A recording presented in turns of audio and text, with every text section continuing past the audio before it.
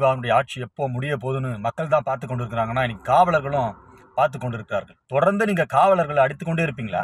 பெருங்கம்பாக்கத்தில் பெண் காவலர்களை பாவம் தன்னுடைய இடுப்பை பிடிச்சு கிள்ளுனீங்க. அவர்கள் யாரிடம் சொல்வது தெரியாமல் திகைத்து ஒரு நாளைக்கு அப்புறம் தான் சொன்னாங்க. அதையும் காம்ப்ரமைஸ் பண்ணிட்டாங்க கனிமொழி. இப்போ திருவண்ணாமலையில ஒரு பெண் காவல் இன்ஸ்பெக்டர் காந்திமதி என்ற காவல் இன்ஸ்பெக்டரை கன்னத்திலே அடிச்சிருக்கிறான் அந்த புறம்போக்கு திமுகவினுடைய முன்னாள் மாநில செயற்குழு உறுப்பினர் ஸ்ரீதர் என்றவன். உனக்கு வெக்கமா இல்ல? உங்களுக்குலாம் முதலமைச்சர் அதெல்லாம் பாக்குறீங்களா இல்லையா? தமிழகத்தினுடைய கொடுங்கோல் ஆட்சி நடந்து கொண்டு இருக்கிறது. அதாவது மக்கள் யாருக்கிட்ட பாதுகாப்புக்கு போவாங்க?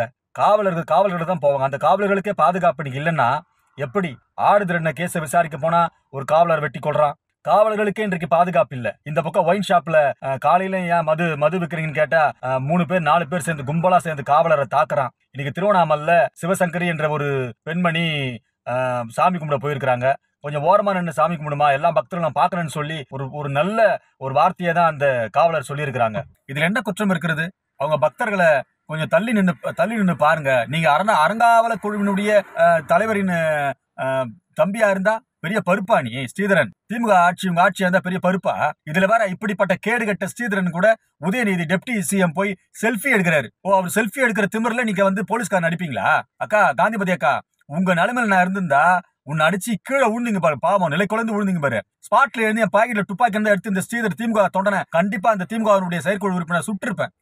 காவலர்களை அடிக்கின்ற இந்த திமுக குண்டர்களை நாங்கள் வன்மையா கண்டிக்கிறோம். இதை முதலமைச்சர் கருத்தில் கொண்டு இந்த இப்படிப்பட்ட வழக்கு மட்டும் பதிவு செய்யாதீங்க.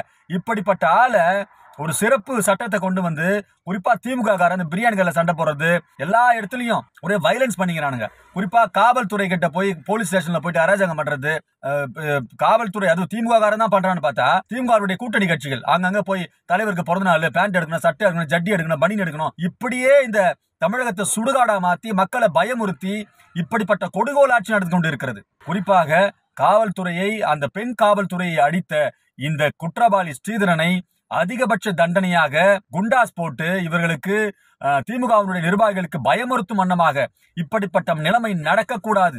தொடர்ந்து இவர்கள் காவலர்களை தொடர்ந்த ஒரு இழிவான ஒரு சொற்களால், இழிவான செயல்களால் இந்த திமுகவினுடைய தொண்டர்கள் தொடர்ந்து இப்படிப்பட்ட காரியங்களை செய்து கொண்டு வருகிறார்கள். நீதி அரசர்கள் இதை பார்த்து தகுந்த தண்டனையை தருமாறு நாங்கள் கேட்டுக்கொள்கிறோம்.